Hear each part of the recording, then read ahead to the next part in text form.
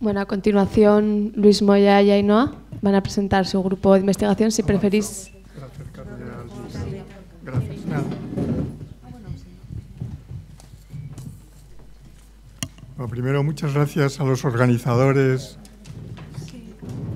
de estas jornadas por invitarnos. Aquí estamos Ainhoa Díez, yo soy Luis Moya y nos falta a Carlos Fernández Salgado, que por una razón familiar bastante grave no ha podido venir. Entonces yo lo que había pensado, vamos, la exposición es bastante distinta de la que acabáis de escuchar, es de toda la trayectoria de nuestro grupo de investigación que se llama Vivienda Social, Habitabilidad Básica y Patrimonio Urbano, no explicaros nada de nuestros resultados, sino al contrario, explicar temas que nos parece que son cruciales en este momento en la investigación y que habría que desarrollarlos, y en los que nosotros, de una forma u otra, nos hemos metido. Ainhoa, concretamente, en la segunda parte, hablará de uno de estos temas que nos parece fundamental por las razones que ahora explicaré, ¿no? Bueno, este grupo se encarga de la vivienda pública, pero también de la protegida, aunque el nudo central es la vivienda pública. Habitabilidad Básica, como su nombre indica, es un grupo un poco independiente de Julián Salas, Felipe Colavies, etcétera, que trabaja en el tercer mundo. Y patrimonio urbano corresponde a algo ligado intrínsecamente al primer tema de la vivienda social, que es que hoy pues, nos hemos enfocado prácticamente a la regeneración como único tema, regeneración urbana, ¿no?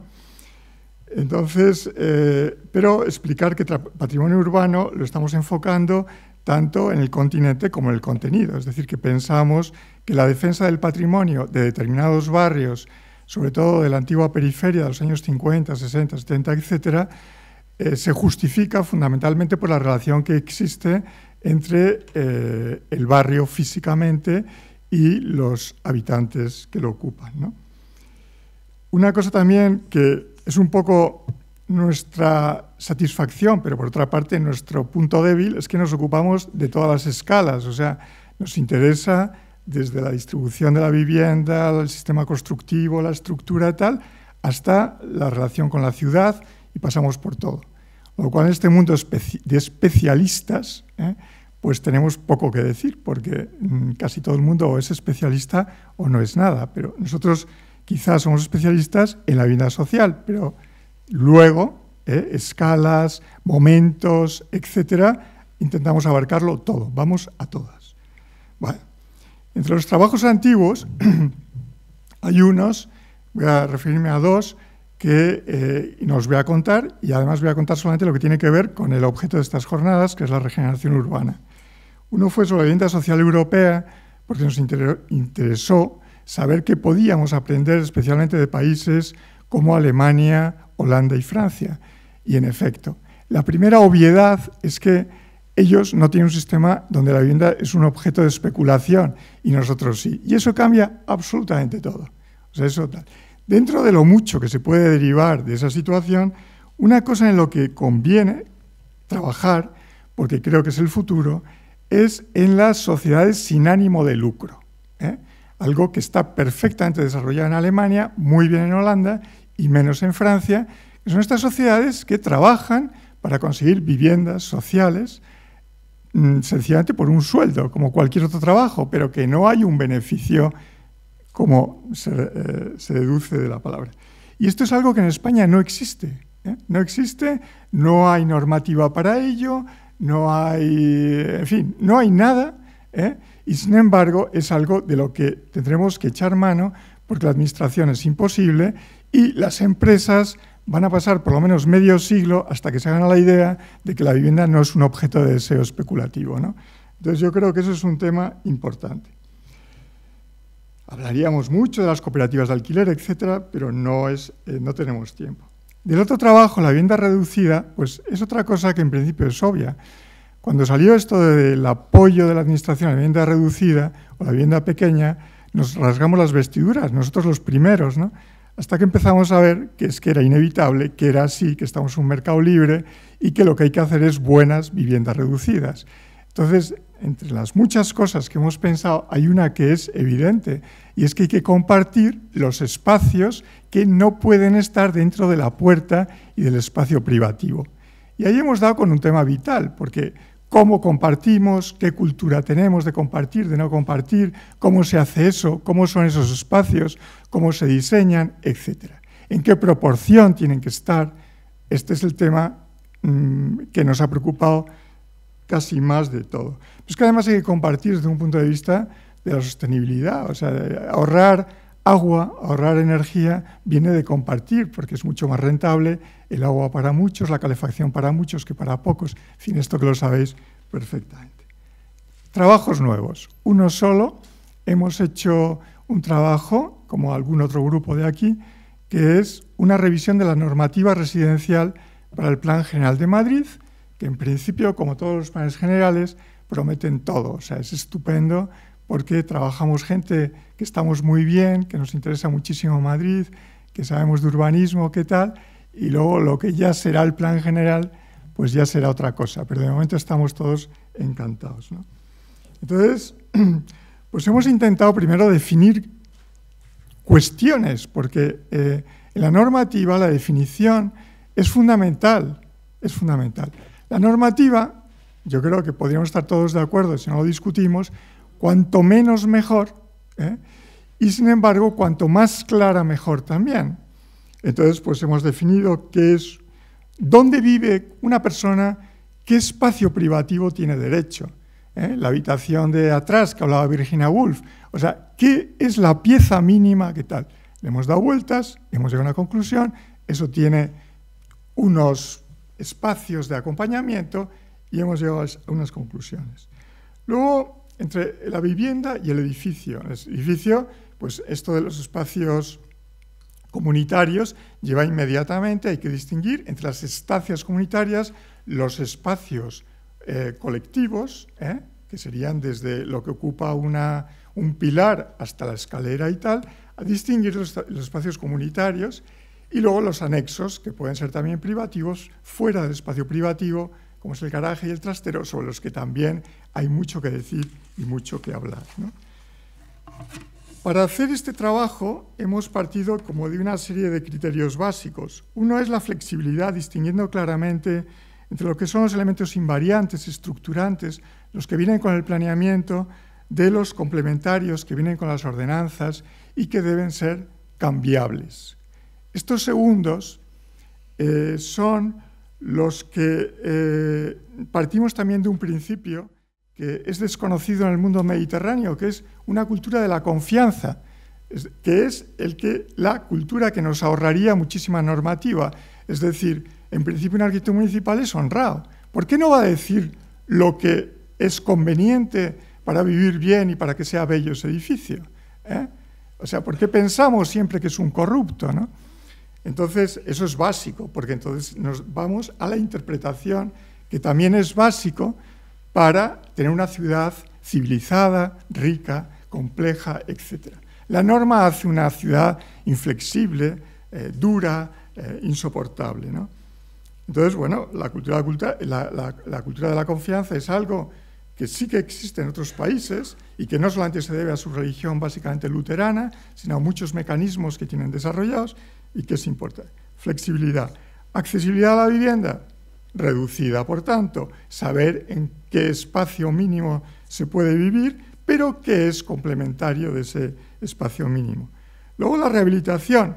La rehabilitación nos ha llevado inmediatamente al tema de Ainhoa, es decir, ¿qué es patrimonio? ¿Es el histórico de los 100 años? Bueno, todos sabemos que eso no, pero ¿qué es patrimonio? ¿La administración ha entendido lo que es el patrimonio hoy día? Yo creo que no tienen ni idea.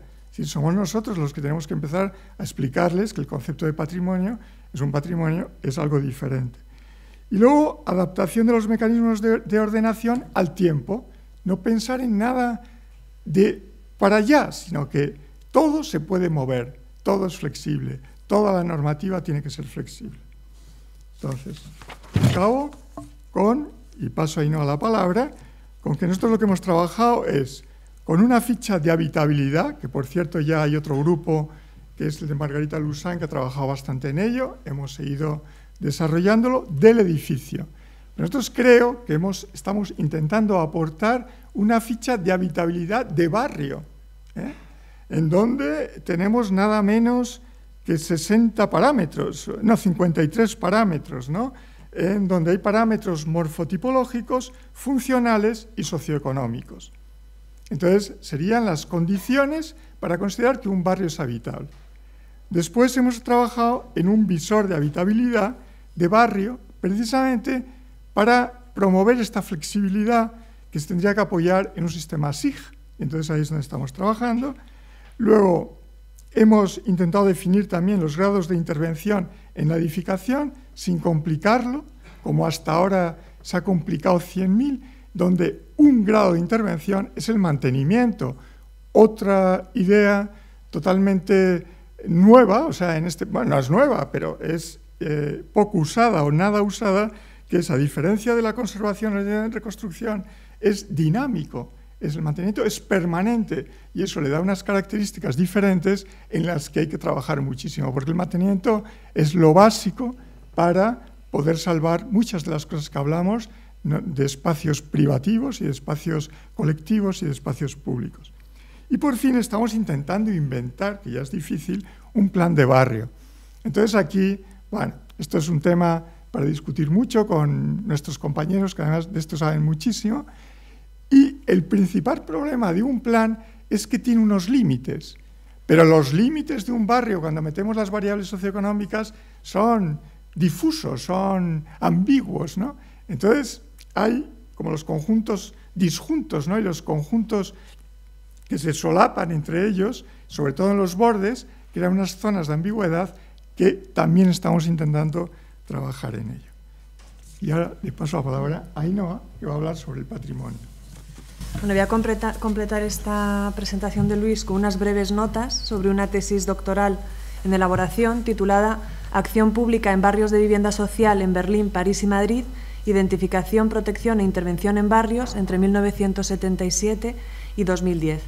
Esta investigación fue seleccionada en 2010 por el Programa de Captación de Talento Internacional del Campus de Excelencia Moncloa, lo que permite su financiación y especialmente ha habilitado la colaboración del Grupo de Vivienda Social con el Grupo de Estudios Socioculturales Contemporáneos de la Complutense. La investigación se centra en la evolución de la acción pública en barrios de vivienda social existentes y presenta una serie de particularidades. Por una parte, la consideración del conjunto de las acciones públicas sobre los barrios de vivienda social, incluyendo, junto a las formas probablemente tratadas mayoritariamente en estas jornadas, no se está viendo, como el mantenimiento, la rehabilitación o renovación de la edificación, la remodelación o la regeneración urbana, acciones que podríamos considerar previas o complementarias, como son la identificación y la protección patrimonial a través de estudios, catálogos o figuras de planificación específicas. Un segundo aspecto propio de esta investigación es su dimensión municipal, prestando especial atención, junto a las acciones derivadas de programas europeos, nacionales o regionales, a la labor de los organismos y técnicos municipales, que va muchas veces más allá de las propias prescripciones de los programas y que genera una cultura propia de identificación, protección e intervención. Finalmente, el carácter histórico del estudio, que se centra más en los momentos de debate y definición de los objetivos y formas de intervención previos a la creación de los planes y programas de acción pública, que en la evaluación de sus resultados. Estos momentos de debate, con diferencias en cada una de las tres ciudades estudiadas, se centran fundamentalmente en la década de los años 80 y primera mitad de los años 90.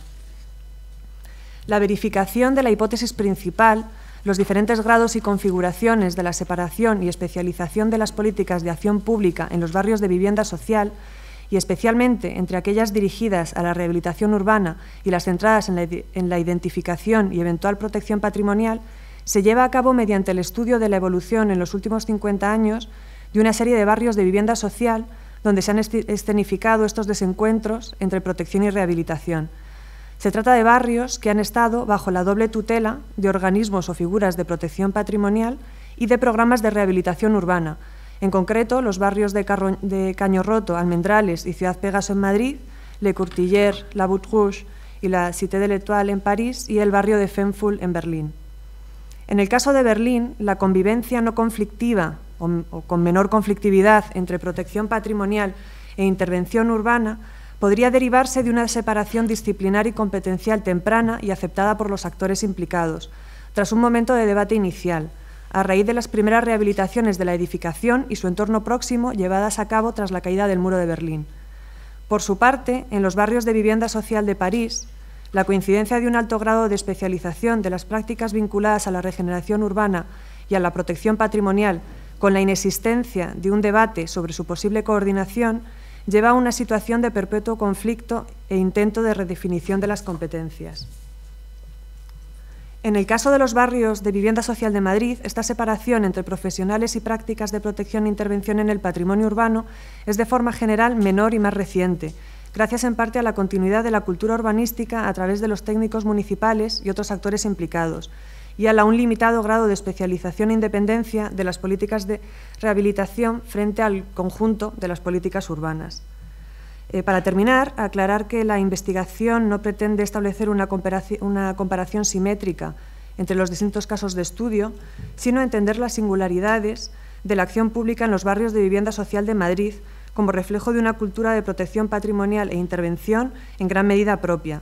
De esta forma, los ejemplos considerados en París y Berlín, muchos de ellos objeto de numerosos estudios en los respectivos países, se reconstruyen en gran medida sobre la base de estos estudios, completados y revisados, mientras que el estudio de la evolución de los barrios madrileños conlleva necesariamente una reconstrucción propia de las acciones y debates previos, menos estudiados que los planes y programas a los que han dado origen.